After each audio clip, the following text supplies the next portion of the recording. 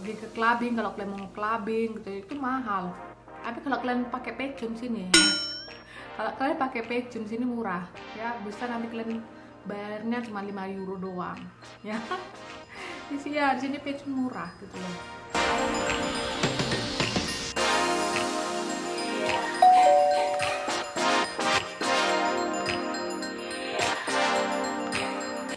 Hai semuanya, selamat datang kembali ya di channelnya Keluarga Uni Internasional di Jerman.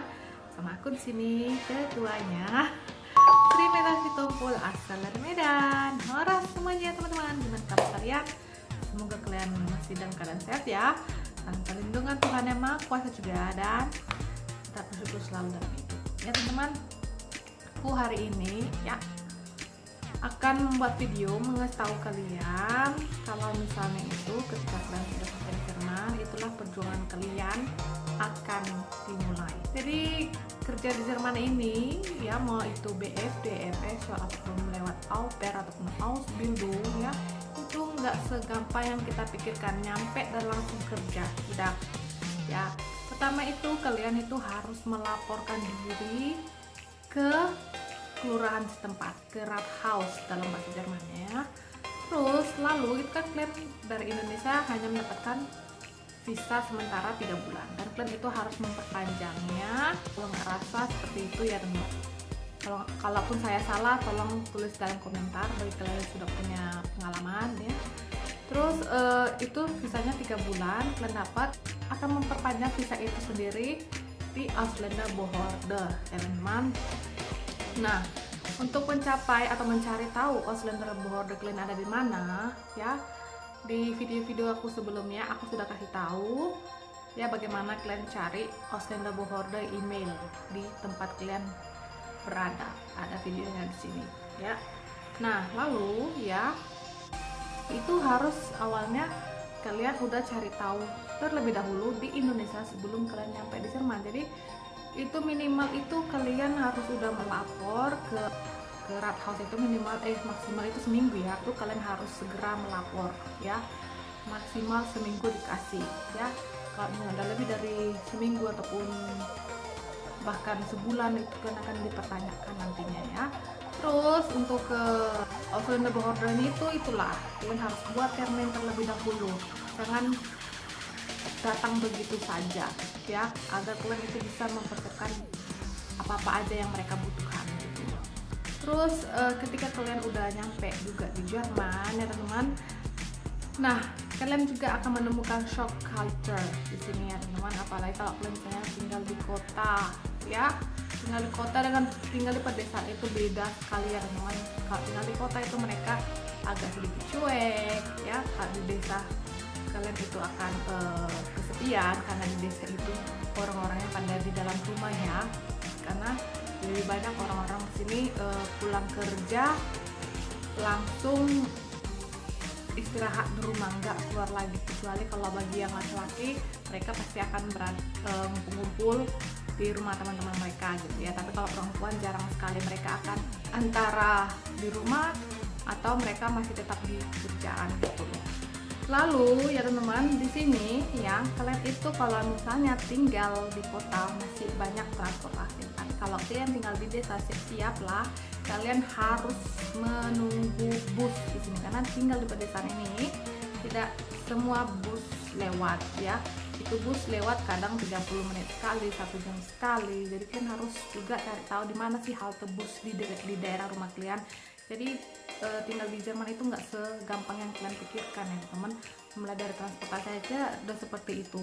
Di sini jarang taksi, gak ada angkot, apalagi beca, apalagi semua yang ada kalau di kota bus, S-Bahn ya. Terus pokoknya itulah teman-teman. Kalau di kota tinggal enak, kalau di desa jangan harap kalian ada S-Bahn, ada lain-lain gitu ya. Di desa nggak ada, cuman ada bus gitu, dan di situ tidak tiap jam ada. Dan kalaupun hari Sabtu Minggu gitu ya, kalau saya tinggal di desa itu kita harus telepon terlebih dahulu ya, baru mereka datang ke halte bus yang ada di desa kalian itu, di tempat kalian tinggal gitu. Terus sama mengurus dokumen-dokumen yang udah aku bilang tadi ya teman-teman. itu kalian akan mengurusnya sendiri dan kalian itu gak ada yang ngantar gitu loh. Jadi kan harus betul-betul siapin HP ya, internet, biar kalian itu jangan keliru ya, jangan jangan hilang di tengah jalan gitu loh.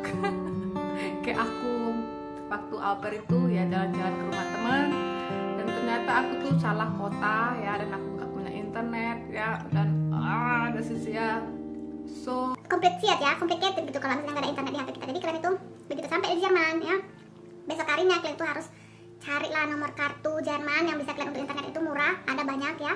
Terus kalian harus cari tahu di mana Rathaus kalian ya, di mana kalian Ausländerbehörde-nya, terus cari tahu juga di mana halte bus kalian di mana, terus cari tahu juga di mana dokter untuk daerah rumah kalian itu yang terdekat ya, karena bisa saja kalian karena penyesuaian iklim ya, jadi kalian itu jadi mudah sakit gitu loh.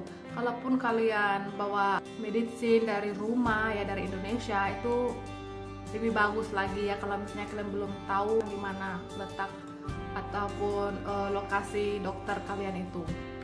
Terus ya teman-teman, BFS dan BFD itu sebenarnya nggak segampang yang kalian pikirkan ya, karena siapa yang bagus ya, itu mereka yang akan ditawarin untuk Ausbildung di perusahaan di mana kalian akan bekerja ya.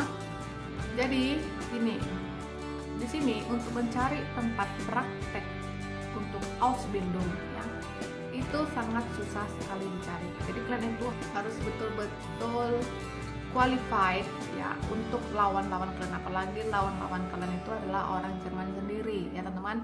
Banyak juga orang Jerman sendiri gagal di Ausbildung ya, gagal untuk melanjutin Ausbildung gitu. Orang Indonesia ada beberapa teman aku ya, 2 orang, kita itu sama-sama au pair ke Jerman ya, setengah tahun lebih cepat lah dari aku berangkatnya waktu itu ya. Jadi dia Ausbildungnya di sini, Ausbildungnya ya teman-teman, kalau kalian itu gagal 2 kali ujian ya, itu kalian bakalan di stop Ausbildung kalian ya. Dan kalau misalnya di stop, berarti otomatis visa kalian juga di stop dan kalian harus pulang ke Indonesia. Udah banyak terjadi dan aku kenal orang-orang itu, orang-orang yang pulang ke Indonesia itu karena mereka nggak sanggup untuk menjalani Ausbildung ya, untuk mengikuti mata pelajarannya gitu loh. Ada juga yang mereka ini nggak sanggup Ausbildung karena biaya kehidupan di Jerman ini mahal ya. Jadi walaupun kalian misalnya Ausbildung itu digaji 1.200 ya teman-teman, jadi di sini kalau misalnya udah digaji segitu besar 1.200-an lebih, itu otomatis kalian nggak akan dikasih namanya rumah kontrakan. Jadi kalian itu harus cari rumah kontrak sendiri ya teman-teman. Nah kalau mau cari rumah kontrak itu di sini mahal ya teman-teman. Ada bisa saja itu kalian hanya dapat 1 kamar ya. Misalnya 1 kamar itu kalian hanya dapat 350 euro sebulan ya. Tapi itu kadang mereka itu patokan harganya itu belum termasuk listrik dan penghangat ruangan ataupun air. Kadang ada seperti itu, tapi ada juga yang 350 euro itu sudah termasuk harga listrik, penghangat ruangan dan air gitu loh. Jadi tergantung kalian masing-masing gimana gaya hidup kalian juga di Jerman ini. Apakah kalian akan langsung follow lifestyle orang Jerman ya, dengan pergi ke clubbing ataupun pergi shopping gitu ya, atau pergi jalan-jalan gitu ya. Itu semua tergantung kalian ya teman-teman. Jadi aku nggak bisa memperkirakan berapa uang yang harus kalian butuhkan untuk bisa hidup di Jerman ini gitu, nggak bisa ya. Jadi belum juga kalian itu harus membayar pajak ya. Sini jujur ya teman-teman, pajak di sini mahal ya, mahal sekali, bisa sampai 48% dipotong pajak kalian ya. Suamiku aja sendiri ya pajaknya itu gede ya, tapi itu pajaknya itu ada juga pembagiannya ya teman-teman. Ada misalnya kayak pajak di Indonesia, ada juga pajak tingkat A, B, C gitu ya.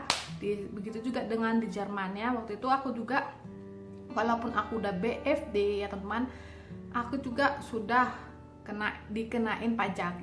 Jadi ya teman-teman, gaji yang dikenain pajak itu sebesar 450 euro ke atas.